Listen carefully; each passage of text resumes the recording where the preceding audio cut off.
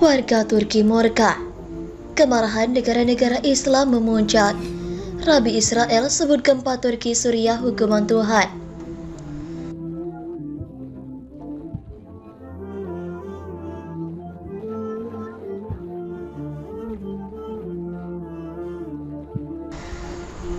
Rabi Israel dikecam karena sebut gempa Turki Suriah hukuman Tuhan. Sindonews.com. Seorang rabi kontroversial di Israel, Shmuel Eliyahu, menuai kecaman setelah berkomentar keterlaluan tentang gempa dahsyat yang melanda Turki dan Suriah. Dia mengklaim bencana alam itu merupakan hukuman Tuhan bagi penganiaya Yahudi dan musuh Israel. Eliyahu menjabat sebagai kepala Rabi Safed di Israel Utara dan juga merupakan anggota Dewan Kepala Rabi. Dia menyebut gempa yang menewaskan puluhan ribu orang itu sebagai keadilan ilahi. Dalam artikel opini surat kabar Olam Katan, Rabi Eliyahu menulis, Tuhan menghakimi semua bangsa di sekitar kita yang ingin menyerang tanah kita beberapa kali dan melemparkan kami ke laut. Kami tidak tahu perhitungan apa yang perlu diselesaikan dengan Turki yang telah mencemarkan nama baik kami di setiap arena yang memungkinkan. Tetapi jika Tuhan mengungkapkan kepada kami dan memberitahu kami bahwa Dia akan menghakimi semua musuh kami hanya perlu melihat dan mengerti apa yang terjadi di sekitar kita. Lanjut tulisan Eliyahu yang dikutip Times of Israel, Selasa 14 Februari 2023. Kelompok payung Yahudi Internasional mengecam keras komentar keterlaluan Rabi Israel tersebut. Saya terkejut dengan komentar mengerikan yang dibuat oleh Rabi Shmuel Eliyahu, kata Presiden Kongres Yahudi Dunia Ronald Lauder dalam sebuah pernyataan. Tidak terbayangkan bagi saya bahwa setiap manusia dengan kesopanan, apalagi seorang pria yang menampilkan dirinya sebagai pemimpin spiritual, tidak hancur oleh kematian tragis tersebut, ujar Lauder. Lebih dari 36.000 orang tewas dan lebih dari 80.000 lainnya terluka dalam dua gempa kuat yang mengguncang Turki Tenggara dan juga Suriah Barat Laut pada 6 Februari. Lauder mengatakan mengekspresikan rasa sakit yang luar biasa, berbatasan dengan keputusasaan atas komentar Eliyahu bahwa semua bencana dan tragedi yang terjadi adalah kehendak Tuhan.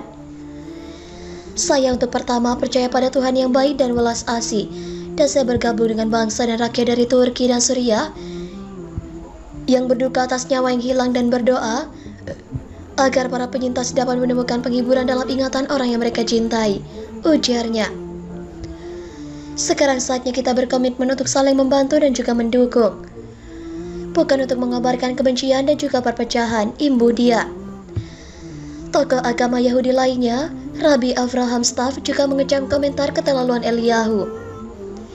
Dia telah mengungkapkan kegembiraannya atas kematian ribuan anak yang tidak melakukan apa-apa terhadap kami yang dihancurkan bersama orang tua mereka, katanya.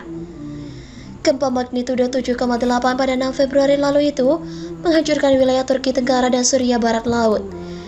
Hingga Selasa 14 Februari 2023, bencana alam itu telah menewaskan 36.257 orang di kedua negara dan juga puluhan ribu lainnya terluka.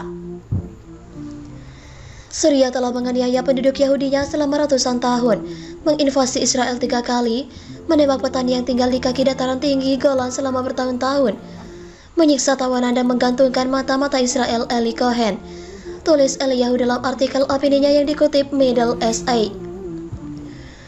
Dia juga membidik Lebanon yang juga diguncang gempa dan sedang menghadapi krisis keuangan yang melemahkan, dengan menulis, tidak ada keraguan bahwa negara yang dulunya Swiss dari Timur Tengah telah menjadi neraka di bumi, dan hal seperti itu tidak terjadi secara kebetulan.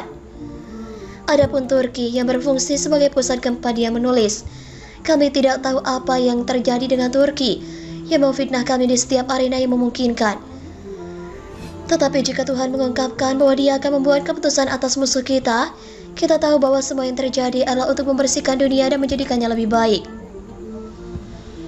Eliyahu yang merupakan ayah dari anggota parlemen sayap kanan dan Menteri Warisan Israel, Amihai Ben Eliyahu, telah berulang kali menimbulkan kontroversi atas pernyataan anti-Palestina dan anti-Arabnya dan telah didakwa menghasut rasisme.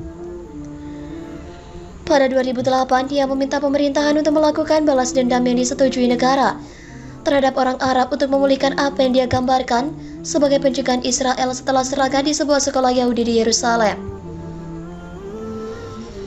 Selanjutnya pada 2019, dia memberitahu para remaja yang diduga membunuh seorang wanita Palestina di tepi barat bahwa mereka tidak perlu takut akan penjara karena di sanalah jalan menuju kekuasaan politik dimulai.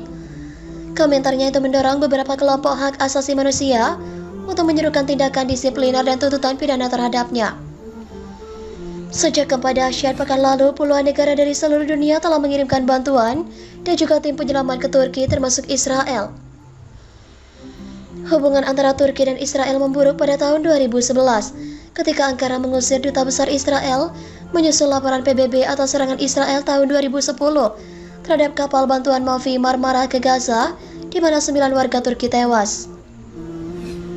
Keretakan hubungan itu sembuh pada tahun 2016 ketika hubungan diplomatik penuh dipulihkan dan juga kedua negara bertukar duta besar. Akhir tahun lalu, Presiden Israel Isaac Herzog bertemu dengan Presiden Turki Recep Tayyip Erdogan di Ankara, menandai kunjungan pertama seorang kepala negara Israel ke negara itu sejak 2008. Mohon para pihak terkait, pihak yang berwajib dan pihak yang bersangkutan untuk mengklarifikasi kebenaran berita ini. Kami hanya melansir dan memberitakan, Andalah yang memutuskan.